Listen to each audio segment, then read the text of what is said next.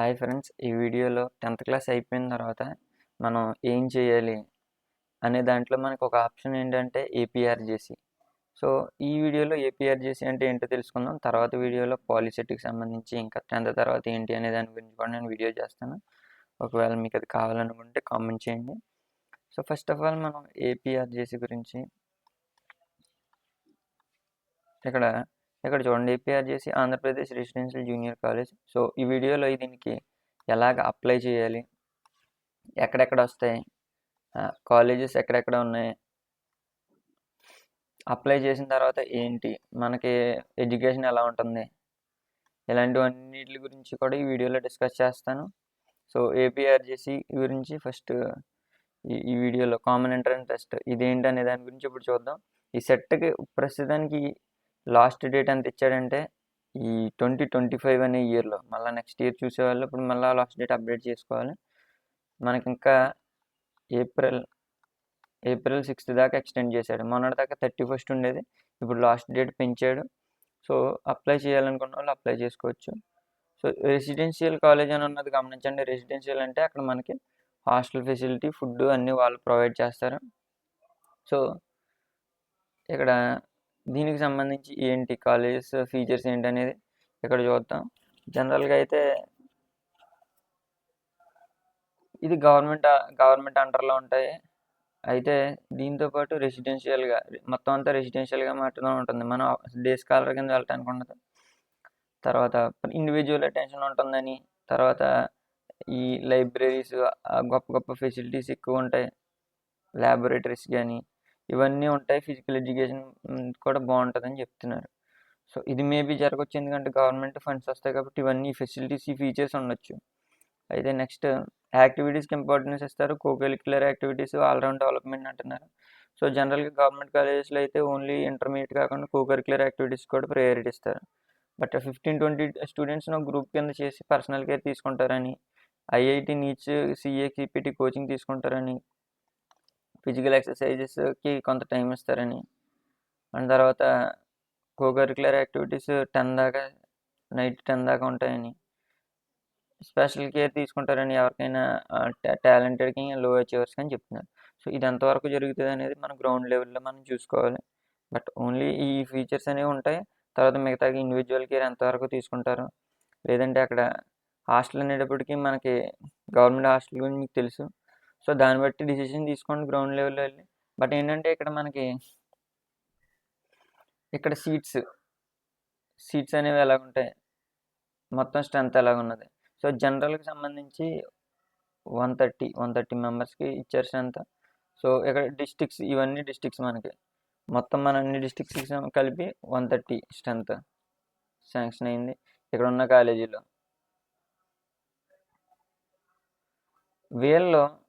వీళ్ళందరూ దీనికి అప్లై చేసుకోవచ్చు. ఏ జిల్లాకి?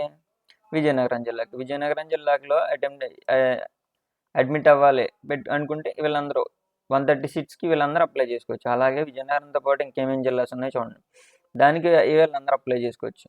సో కృష్ణా జిల్లా వచ్చి దాని తర్వాత మనకి Nagarjuna Sagar, Palnadu district, all districts in the స్టేట్లో మొత్తం అన్ని డిస్ట్రిక్ట్స్ అప్లై చేసుకోవచ్చు. అక్కడ 230 సీట్స్ ఉన్నాయి, ఇక్కడ 195 సీట్స్ ఉన్నాయి. సో ఇలా ఇక్కడ ఇక్కడ ఎవరెవరు అప్లై చేసుకోవచ్చు, దాంట్లో ఎన్ని సీట్స్ ఉన్నాయి, ఇవన్నీ కూడా డీటెయిల్గా ఇచ్చారు. మీకు ఏమైనా డౌట్గా ఉంటే ఆ కాలేజీలో అప్లై చేసుకోవాలి. అక్కడ నాకు దగ్గరగా ఉంటుంది, లేదంటే నేను అక్కడ అప్లై చేసుకుందాం అనుకుంటున్నాను అనుకుంటే ఇక్కడ ఉన్న కింద అక్కడ ఉన్న ప్రిన్సిపల్స్ నెంబర్స్, కాంటాక్ట్ నెంబర్స్ ఇచ్చారు. దానికి కాంటాక్ట్ చేసి మీరు ఏమైనా డౌట్స్ ఉంటే తెలుసుకోవచ్చు.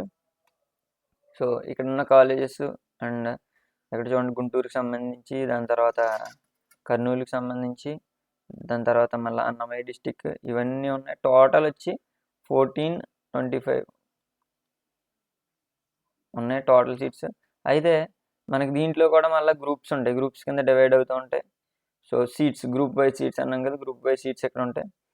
సో దీనికి సంబంధించి మనకి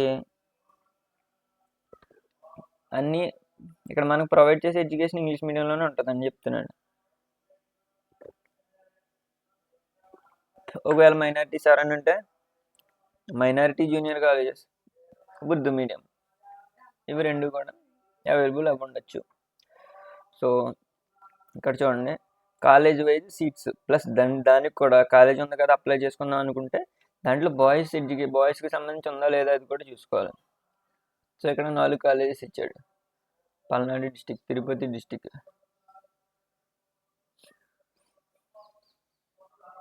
సో వీటిలో మళ్ళా ఎంపీసీకి సంబంధించి బాయ్స్కి లేదు. తిరుపతి,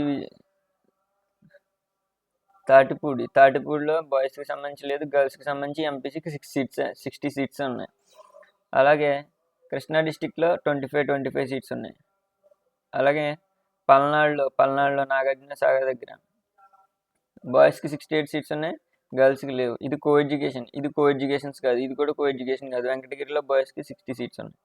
టోటల్ ఇక్కడ చూసుకుంటే బాయ్స్కి 153 సీట్స్ వచ్చినాయి ఎంపీసీకి సంబంధించింది. సో ఈ విధంగా మీరు గమనించుకుని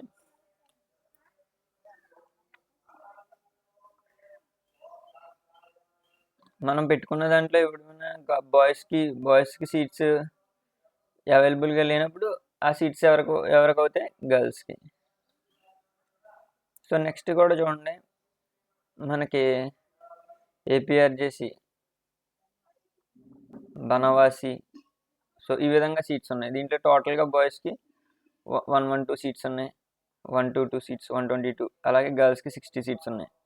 సో ఈ విధంగా మళ్ళీ ఇవన్నీ కలుపుకున్నా కూడా మనకి ఇన్ని సీట్స్ వచ్చినాయి. టోటల్ దగ్గరగా మనకి దీంట్లో 443 అండ్ ఆల్సో రెండు దగ్గరగా ఒక 1000 సీట్స్ క్రాస్ అయినాయి.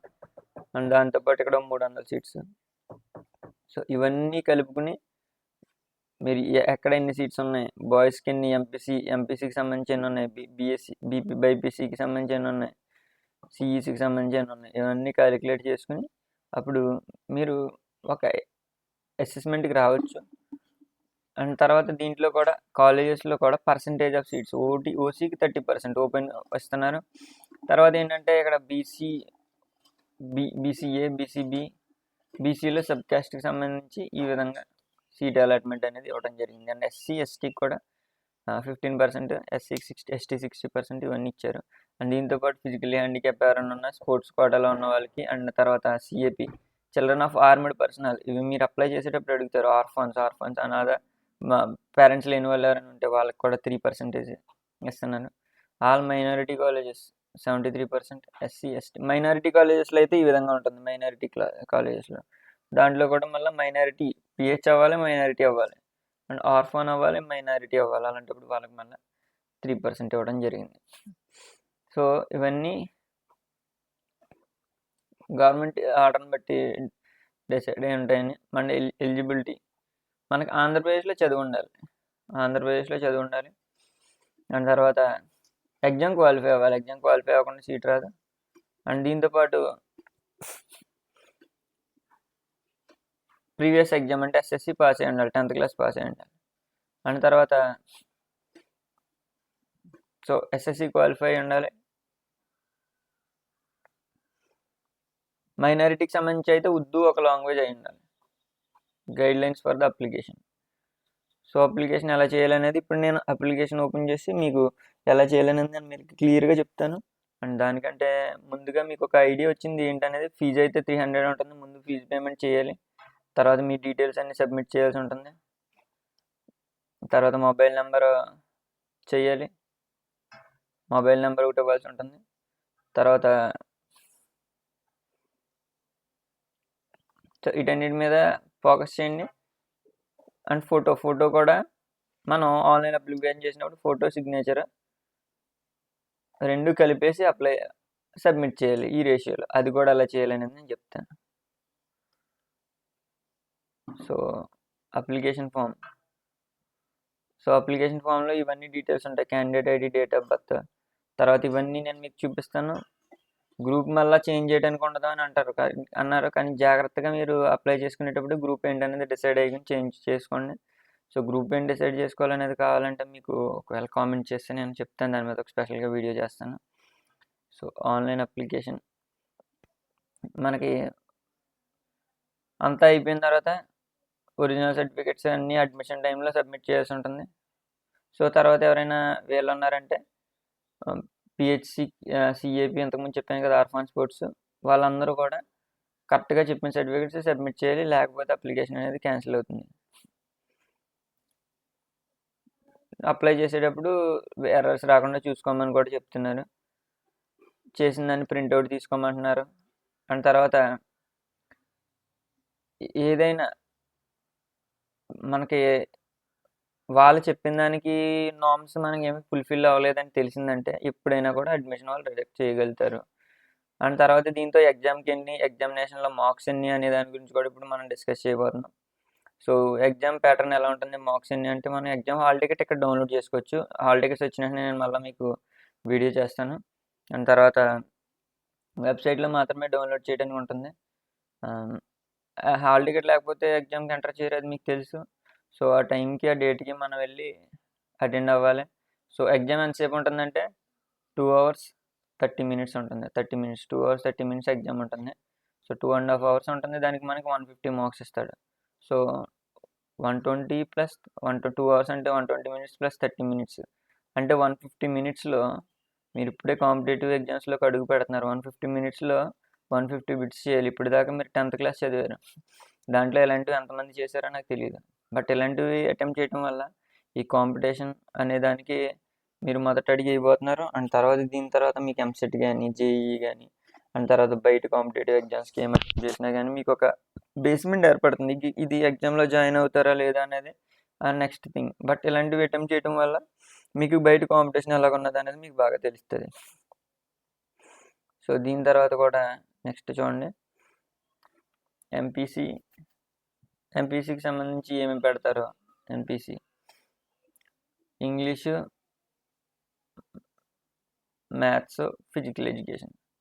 సో ఎంఈసి, బైపీసీ ఇంగ్లీష్ అన్నిటిలోని కామన్గా ఉంటుంది. తర్వాత ఎంఈసీలో మ్యాథ్స్, సోషల్. తర్వాత ఓన్లీ బైపీసీలో ఫిజికల్ సైన్స్, బయాలజికల్ సైన్స్. ఇక్కడ మ్యాథ్స్లో ఓన్లీ ఫిజికల్ సైన్స్ ఉంటుంది, బయాలజికల్ సైన్స్ ఉంటుంది. ఒక్కో దానికి 50 మార్కులు ఉంటాయి. టోటల్ కలిపితే 150 మార్కులు. ఈ ప్రీవియస్ ఇయర్ పేపర్ కూడా నేను ఎక్స్ప్లెయిన్ చేస్తాను. సో అది నీట్గా ప్రిపేర్ అయితే మీకు ఎలా ప్రిపేర్ అవ్వాలని ఐడియా వస్తుంది. సో దీనికి సంబంధించి వీడియో చేస్తాను, తొందరగా కావాల్స్తే కామెంట్ చేయండి. సో ఇక్కడ మొత్తం 23 డిస్ట్రిక్ట్స్ ఉన్నాయి. సెంటర్స్ ఎక్కడ ఉంటాయి అనేది కూడా నేను చెప్తాను. మనం ఎగ్జామ్లో అప్లై చేసుకున్నదే సెంటర్స్ కింద వస్తాయి. సో మనకి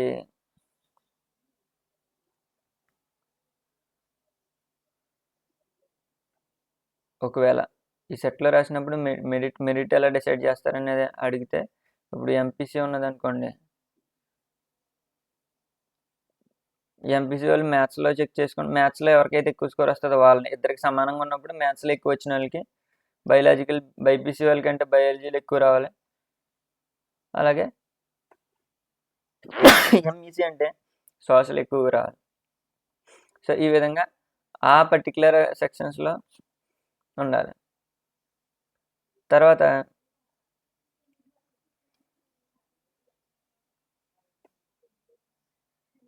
దాంట్లో వచ్చిన వాళ్ళని కన్సిడర్ చేస్తారు.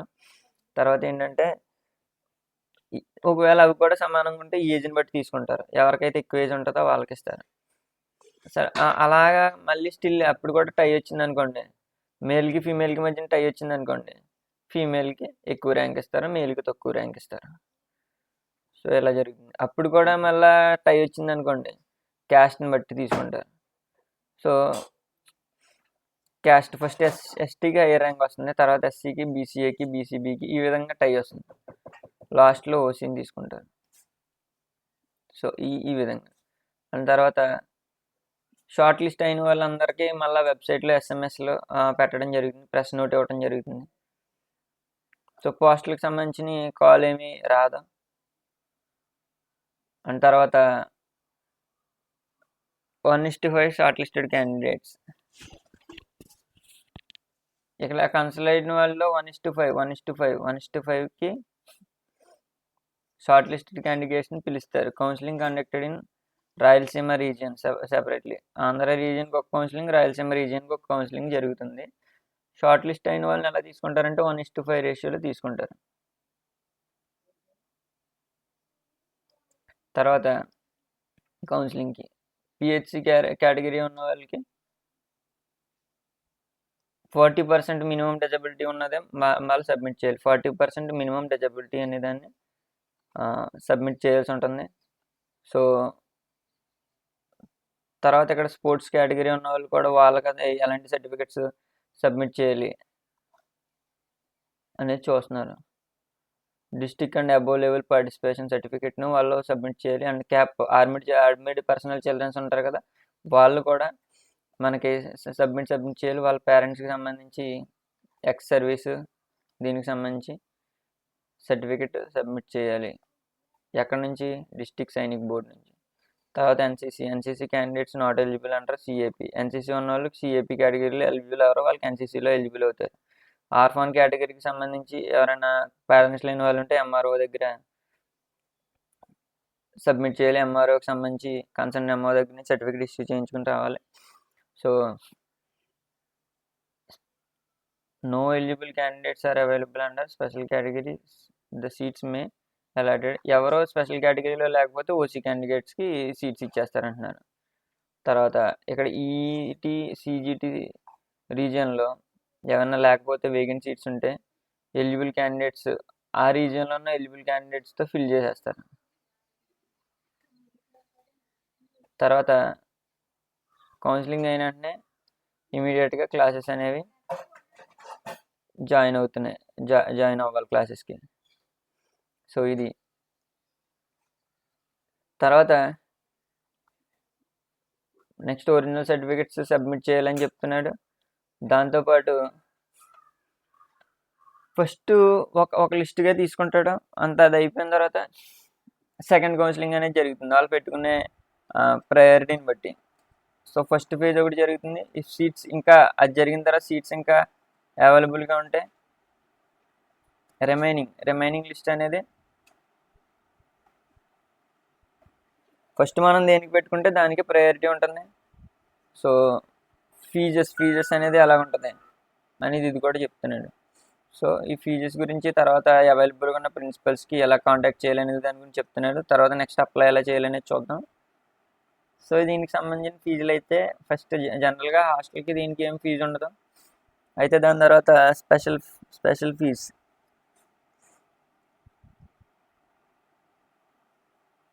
ఏమైనా ఎక్స్ట్రా ఫీజులు ఉంటే పే చేయాలి. అవి ఏంటంటే మనకి కాస్ట్ డిపాజిట్ కింద 25 రూపీస్ పే చేయాలి. తర్వాత ఫస్ట్ ఇయర్ 1000 రూపీస్ అండ్ తర్వాత సెకండ్ ఇయర్ 1000 రూపీస్ పే చేయాలి. సో ఇవి ఫీజెస్. సో ఫీజు ఒకసారి పే చేస్తే మళ్ళీ వెనక్కి ఇదని చెప్తున్నారు. తర్వాత ఏంటంటే ఏ డిస్టిక్కి సంబంధించి అంటే మీరు ఎగ్జామ్ సెంటర్స్ పెట్టుకుంటారు, కేర్ఫుల్గా పెట్టుకోవాలి. ప్రతి చోట ఇచ్చాడు. అయితే ఇక్కడ ఉన్న డిస్టిక్స్ ఇచ్చాడు కదా, ఈ డిస్టిక్స్కి ఏ డిస్టిక్స్కి ఎవరెవరిని కాంటాక్ట్ చేయాలి, ఇక్కడ ఆయన ఎక్కడ వర్క్ చేస్తున్నారు, ఏ స్కూల్ ఏ కాలేజీకి సంబంధించి ప్రిన్సిపల్ అని ఇచ్చాడు, దానికి సంబంధించి ఆయన కాంటాక్ట్ నెంబర్. సో మీ సెంటర్ ఇక్కడ ఉన్న ప్రిన్సిపల్, మీ డిస్టిక్ ఏ డిస్టిక్కి ఎక్కడ ఇచ్చారు సెంటర్, దాన్ని బట్టి మీరు ఇవన్నీ చూసుకోండి, స్క్రీన్ షాట్ తీసుకోండి. మీ డిస్టిక్ సంబంధించి ఒకవేళ ఈస్ట్ గోదావరి రాజమండ్రి అయితే మనకి ఈ నెంబర్ కాంటాక్ట్ చేయండి, ప్రిన్సిపల్ నాగిరెడ్డిగూడెం. అలాగే కోనసీమ అమలాపురం అయితే ఇక్కడ ప్రిన్సిపల్ తుని, ఈ నెంబర్ కాంటాక్ట్ చేయండి. అలాగే అనకాపల్లి విశాఖపట్నం సంబంధించి ఇక్కడ వాళ్ళ కన్సిడరింగ్ అల్లూరు సీతారామరాజు జిల్లా విజయనగరం వాళ్ళ కన్సిడరింగ్ ఇక్కడ ప్రిన్సిపల్స్ కాంటాక్ట్ నెంబర్ కాల్ చేయండి. West Godavari Kakinada, Eluru, Krishna district, NTR, Guntur, Bapatla. So వీటికి కాల్ చేయండి. పల్నాడు, ప్రకాశం, నెల్లూరు, తిరుపతి, చిత్తూరు,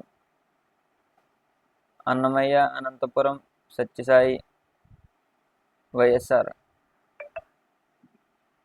కర్నూలు, నంద్యాల. సో అన్నిటికి సంబంధించిన హెల్ప్ లైన్ నెంబర్లు ఇచ్చాడు. సో ఇక్కడ మెయిన్ ఇంపార్టెంట్ ఏంటంటే డేట్స్. ఇప్పుడు నోటిఫికేషన్ డేట్ 1/3 మార్చ్ 1 ఇచ్చాడు, ఇంకా కంటిన్యూ అవుతుంది ఓపెనింగ్. మళ్ళీ లాస్ట్ డేట్ అయితే ఇంకా ఎక్స్టెన్షన్ చేశారు. సో మనకి 6th ఏప్రిల్ 2025 దాకా లాస్ట్ డేట్ పెంచారు. సో లాస్ట్ డేట్ ఇది ప్రస్తుతానికి. అయితే హాల్ టికెట్స్ ఎప్పుడు ఇష్యూ చేస్తారు? 17th హాల్ టికెట్స్ వస్తున్నాయి. హాల్ టికెట్స్ ఇష్యూ చేస్తారు 17th. సో అప్పుడు ఎలా డౌన్లోడ్ చేయాలి ఏంటి ప్రాసెస్ అనేది చెప్తాను.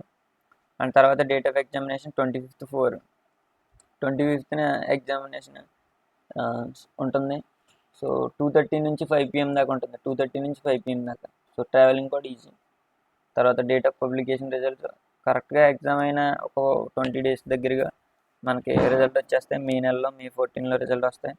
సో ఆంధ్ర రీజియన్లో కౌన్సిల్ ఎప్పుడు జరుగుతుంది? ఫస్ట్ ఫేజ్, సెకండ్ ఫేజ్ ఎప్పుడు జరుగుతుంది? ఆంధ్ర, రాయలసీమ 2 రీజియన్స్లో ఎప్పుడు జరుగుతుంది? ఎంపీసీకి 20th 5 జరిగితే మళ్ళీ ఒక 12 days గ్యాప్లో మళ్ళీ సెకండ్ కౌన్సిలింగ్ జరుగుతుంది. 2 ఫేజుల్లో కౌన్సిలింగ్ జరుగుతుంది. అలాగే బైపీసీ ఒక రోజు తర్వాత, ఎంఈసీ ఒక రోజు తర్వాత, బైపీసీ ఎంఈసీ ఇంకొక రోజు తర్వాత ఇవి జరుగుతూ ఉంటాయి. సో 2 కౌన్సిలింగ్లు అయిపోయిన తర్వాత క్లాసెస్ మనకి స్టార్ట్ అవుతుంటాయి. Important note help line numbers. So మనకి హెల్ప్ లైన్ నెంబర్స్ ఎలా కాంటాక్ట్ చేయాలి ఏంటి అనే దాని గురించి, తర్వాత ఇక్కడ వెబ్సైట్, SMS ఫెసిలిటీని ఎలా యూజ్ చేసుకోవాలి, డౌట్స్ ఉంటే ప్రిన్సిపల్కి ఎలా కాల్ చేయాలి, ఇవన్నీ కూడా చెప్తున్నారు. సో ఇవేంటంటే 10 AM నుంచి 5 PM వరకే పనిచేసే నెంబర్స్. ఇక్కడ టెక్నికల్ హెల్ప్ కావాల్సిన, అప్లికేషన్ రిలేటెడ్ హెల్ప్ కావాల్సి వచ్చినా, కంప్లైంట్స్ ఏమైనా చేయాల్సి వచ్చినా ఇవన్నీ కూడా ఇక్కడ కన్సర్నింగ్ పర్సన్స్ ఎవరు ఉన్నారో వాళ్ళకి కాల్ చేయండి. సో ఈ విధంగా ఇప్పుడు అప్లై ఎలా చేయాలి అనేది చూద్దాం.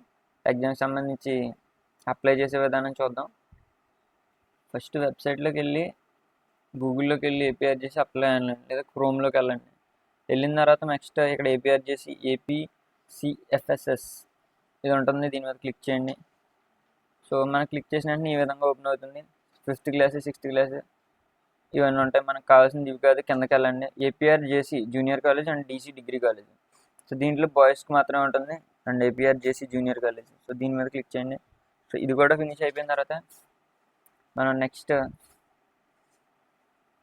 మీకు సంబంధించి ప్రీవియస్ ఇయర్ పేపర్లు కూడా ఉన్నాయి. Payment, first of all payment చేయాలి. పేమెంట్ చేసేటప్పుడు ఫస్ట్ అప్లయింగ్ క్లాస్, మనం ఏ క్లాస్కి అప్లై చేస్తున్నాం ఇంటర్ ఒకటే ఉంటుంది. తర్వాత క్యాండిడేట్ నేమ్ ఇక్కడ టైప్ చేయండి, అండ్ కేటగిరీ. సో ఎవరైతే మైనారిటీస్ అంటే ముస్లింకి సంబంధించిన మైనారిటీస్ కానీ, మిగతా సిక్స్ కానీ ఇలాంటి వాళ్ళు, క్యాస్ట్లో అదర్ రిలీజియస్ ఎవరైతే మైనారిటీ రిలీజియన్కి సంబంధించిన వాళ్ళు ఉన్నారో వాళ్ళు మైనారిటీస్లోకి వస్తారు. అప్లికేషన్లో కూడా ఇచ్చారు ఎవరు మైనారిటీస్ అనేసి. అయితే లేదు అంటే జనరల్లో రాయండి. జనరల్ పెట్టుకుని, ఫర్ సపోజ్ జనరల్ పెట్టుకున్నాం అంటే జనరల్కి సంబంధించి ఈ క్యాస్ట్లు వస్తాయి. ఆ క్యాస్ట్లో మనకి ఏదైనా క్యాస్ట్ సెలెక్ట్ చేసుకుని, ఏ క్యాస్ట్ అయితే ఆ క్యాస్ట్ మనం పెట్టుకుంటాం. అయితే సో ఓసీ వాళ్ళు ఓసీ, బీసీ వాళ్ళు బీసీ, బీసీలో కూడా సబ్ క్యాస్ట్లు ఉన్నాయి, సబ్ క్యాస్ట్లు చూసుకుని ఎస్సీ వాళ్ళు ఎస్సీ, ఎస్టీ వాళ్ళు ఎస్టీ ఇది సబ్మిట్ చేసుకోవాలి. అండ్ తర్వాత ఇవన్నీ పెట్టుకున్న తర్వాత మనకి బాయ్ అయితే బాయ్, గర్ల్ అయితే గర్ల్ పెట్టుకుంటారు, తెలుసు కదా. డేట్ ఆఫ్ బర్త్ పెట్టుకునేటప్పుడు ఇక్కడ డేట్ ఆఫ్ బర్త్కి సంబంధించి మనకి ఇలా చూడండి. ఫస్ట్ ఇక్కడ మార్చ్, దీని మీద క్లిక్ చేయాలి. క్లిక్ చేసిన తర్వాత ఇలా పక్కన పెట్టుకుని డ్రాగ్ చేస్తే అలా ఫోన్లో కూడా అలాగే వస్తుంది. ఫోన్లో డెస్క్టాప్ మోడ్ పెట్టుకోండి, అప్పుడు బాగా వర్క్ అవుతుంది. సో ఏ డేట్ అయితే ఆ డేటు జనరల్గా మీ డేట్ ఆఫ్ బర్త్ పెట్టుకుని, తర్వాత ఇక్కడ మంత్ మీద క్లిక్ చేస్తారు కదా, ఏదైనా డేట్ ఆఫ్ బర్త్ పెట్టి మంత్ అలా క్లిక్ చేస్తే సెలెక్ట్ అవుతుంది. మంత్ మీద క్లిక్ చేయాలి, మంత్ తర్వాత మంత్ మీద డేట్ మీద కూడా క్లిక్ చేయాలి. సో ఇదంతా అయిపోయిన తర్వాత ఆధార్ నెంబర్ ఇక్కడ టైప్ చేస్తారు. మొబైల్ నెంబర్ టైప్ చేసిన వెంటనే కిందే ఓటీపీ వచ్చేస్తుంది. మీ ఫోన్కి వచ్చిన ఓటీపీని ఇక్కడ ఎంటర్ చేయండి. ఒక్కోసారి రాలేదనుకోండి మళ్ళీ క్యాన్సిల్ చేసి మళ్ళీ పెట్టండి, మళ్ళీ వస్తుంది. ఇక్కడ do you belonging to Andhra Pradesh అని వస్తుంది కింద. అప్పుడు ఎస్ అని కొట్టాలి, ఆంధ్రప్రదేశ్ వాళ్ళకే ఎలిజిబిలిటీ ఉంటుంది కాబట్టి. సో ఆంధ్రప్రదేశ్ అయితే ఎస్ కొట్టండి. తర్వాత NFM 5 ఇక్కడ ఏంటంటే మనకి క్యాప్చా ఇలా ఇచ్చాడు, మీకు వేరే క్యాప్చా వస్తుంది. అన్నీ అయిపోయిన తర్వాత యాక్సెప్ట్ కొడితేనే ముందుకు వెళ్తుంది. యాక్సెప్ట్ టర్మ్స్ అండ్ కండిషన్స్ కొట్టాలి, అప్పుడు సబ్మిట్ అని వస్తుంది.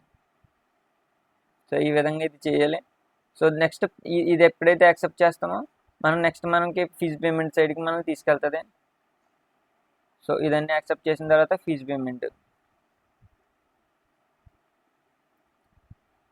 పేమెంట్ వచ్చిందంటే మీరు ఆ తర్వాత గూగుల్ పేలు కానీ ఫోన్పేని కానీ ఉపయోగించి మీరు ఫీజు పేమెంట్ అనేది చేసేయచ్చు.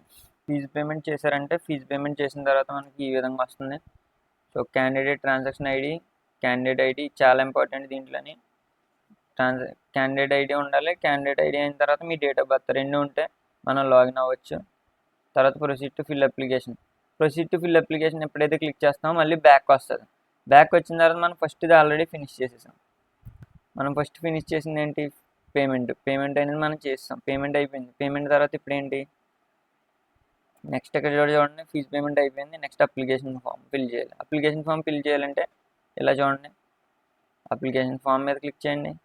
చేసిన తర్వాత ఇంతకుముందు దాంట్లో క్యాండిడేట్ ఐడి మీకు కనిపించింది, ఆ క్యాండిడేట్ ఐడి ఎంటర్ చేయండి. డేట్ ఆఫ్ బర్త్ ఇక్కడ ఇలా క్లిక్ చేస్తే డేట్ ఆఫ్ బర్త్ వస్తుంది. 2 వచ్చాక క్యాప్చా ఎంటర్ చేయండి.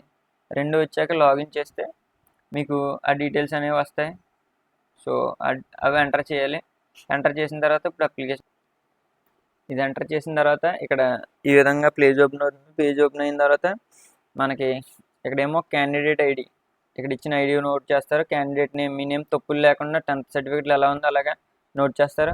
అండ్ దాని తర్వాత mobile number and Aadhaar card number, ఇవి 2 నోట్ చేస్తారు. ఇవన్నీ ఎంటర్ చేసిన తర్వాత ఫాదర్ నేమ్, మదర్ నేమ్ కూడా 10th సర్టిఫికేట్లో ఉన్నట్టు మీ డేట్ ఆఫ్ బర్త్. ఆ తర్వాత మేల్ ఫీమేల్, మేల్ అయితే మేల్, ఫీమేల్ అయితే female, category, caste, sub caste ఇవన్నీ ఇంతకుముందు ఎంటర్ చేసాం. అలాగే క్యాస్ట్లో కూడా సబ్ క్యాస్ట్లు వస్తాయి. వాటన్నిటిని కూడా మళ్ళీ ఏంటనేది చూసుకోవాలి. సో ప్రతి క్యాస్ట్కి సబ్ క్యాస్ట్లు ఉంటాయి. అలాగే ఈమెయిల్ ఐడిని కూడా ఎంటర్ చేయాలి. అండ్ దాని తర్వాత మీరు ఆర్ఫాన్ అయితే ఎస్ అని, లేదంటే నో అని. స్పోర్ట్స్ కోటా ఉంటే ఎస్ అని, లేదంటే నో అని. క్యాప్ చిల్డ్రన్, ఆర్మీకి సంబంధించి చిల్డ్రన్ అయితే మీరు ఎస్ అని, లేదంటే లేదని. ఫిజికల్లీ హ్యాండిక్యాప్ అయితే ఎస్ అని, లేదంటే నో అని. ఈ విధంగా సబ్మిట్ చేయాలి. దీని తర్వాత మనం నెక్స్ట్ పేజ్కి వెళ్తే మనకి ఈ విధంగా కనిపిస్తుంది.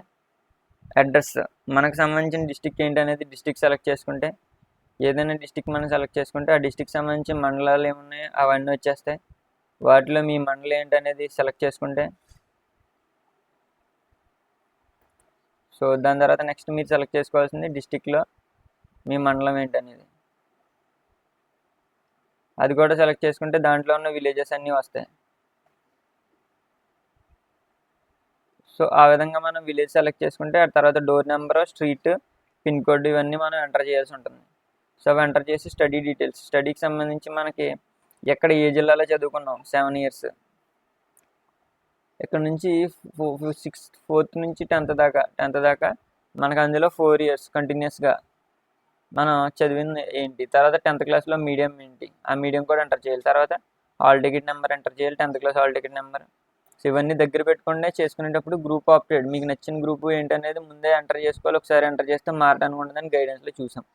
అండ్ తర్వాత ఎగ్జామ్ సెంటర్, మీకు నచ్చిన సెంటర్ ఎక్కడైతే అక్కడ మీ డిస్ట్రిక్ట్ సంబంధించిన సెంటర్ ఎంటర్ చేసుకోండి. అలాగే మీడియం ఆఫ్ ద ఎగ్జామినేషన్ మీరు ఉర్దూ ఇంగ్లీష్ పెట్టుకోవచ్చు, తెలుగు ఇంగ్లీష్ పెట్టుకోవచ్చు. జనరల్లీ మనం తర్వాత ఏంటంటే ఇక్కడ ఉన్నది చూడండి ఫోటో, ఇక్కడ ఫైల్ మనం చూస్ చేసుకుంటే ఫైల్స్ వస్తాయి. దాంట్లో మనం ఆల్రెడీ ఫోటో అనేది సిద్ధం చేసి పెట్టుకోండి. ఫోటో ఎలా ఉండాలంటే 1 MB లోపు ఉండాలి. సో ఇక్కడ ఉన్న ఫోటో, సపోజ్ మీరు ఫోటో ఎలా పెట్టుకుంటే ఫోటో కిందే సిగ్నేచర్ వచ్చేది. ఒకే ఫైల్లో పైన ఫోటో రావాలి, కింద ఏమో సిగ్నేచర్ రావాలి. ఆ రేషియో అనేది మీకు డీటెయిల్స్ ఇచ్చాను, చూడండి. దాన్ని బట్టి ఎంటర్ చేయండి. అది చేసిన తర్వాత నెక్స్ట్ మీరు వన్స్ అది సబ్మిట్ చేసిన తర్వాత డైరెక్ట్గా యాక్సెప్ట్ చేయడం. ప్రివ్యూ ఫామ్లో ఏమన్నా మిస్టేక్స్ ఉన్నాయనుకోండి, అప్పుడు మళ్ళీ కరెక్షన్ చేసుకుంటారు. లేదనుకోండి సబ్మిట్ చేస్తారు, సబ్మిట్ అయిపోతుంది. ఈ విధంగా మనం అప్లై చేసుకోవచ్చు. సో దీనికి సంబంధించి నేను డీటెయిల్స్ అన్నీ చెప్తాను, ఎగ్జామ్ ఎలా ఉంటుంది ఏంటి అనేది. సో కాబట్టి మీరు ఒకసారి కాలేజెస్ ఎలా ఉంటాయి ఏంటి అనేది తర్వాత చూద్దాం. ఆ డీటెయిల్స్ కూడా మీకు హింట్ ఇచ్చాను. బట్ ఏంటంటే ఫస్ట్ మనం ఉన్న కాంపిటీషన్లో ఇక్కడ 10th అయిన తర్వాత మనకి కాంపిటీషన్లో అసలు మనం ఎక్కడున్నాం, మన ఇంగ్లీష్ ఎలా ఏ రేంజ్లో ఉంది, ఇంగ్లీష్ కానీ, మీరు మ్యాథ్స్ అయితే మ్యాథ్స్, లేదంటే మీ బయాలజీ అయితే బయాలజీ, దాంతోపాటుగా ఫిజిక్స్ లేదా సోషల్ తీసుకునే వాళ్ళు సోషల్, మీ సబ్జెక్ట్ అసలు ఎక్కడ ఉంది, మీరు మొత్తం ఒక రాష్ట్రంతో పోటీ పడిపోతున్నారు. సో ఇలాంటి టైంలో మన సబ్జెక్ట్ ఏంటి, మనం ఎక్కడున్నాం అనేది తెలుసుకుని మనం ఏం చేయాలి అనే వీటన్నిటి గురించి మీకు ఒక ఐడియా రావాలి అంటే ఈ ఎగ్జామ్ అప్లై చేసుకుంటే మీకు ఒక ఐడియా వస్తుంది. దీంతోపాటు పాలిసెట్ కూడా సిద్ధంగా ఉంది. సో అదేంటి, దానికి ఎలాగ అప్లై చేయాలి, ఇవన్నీ కూడా నేను నెక్స్ట్ వీడియోలో చెప్తాను. సో ఈ విధంగా అప్లై చేయాలనుకున్న వాళ్ళు అప్లై చేయండి. Thanks for watching.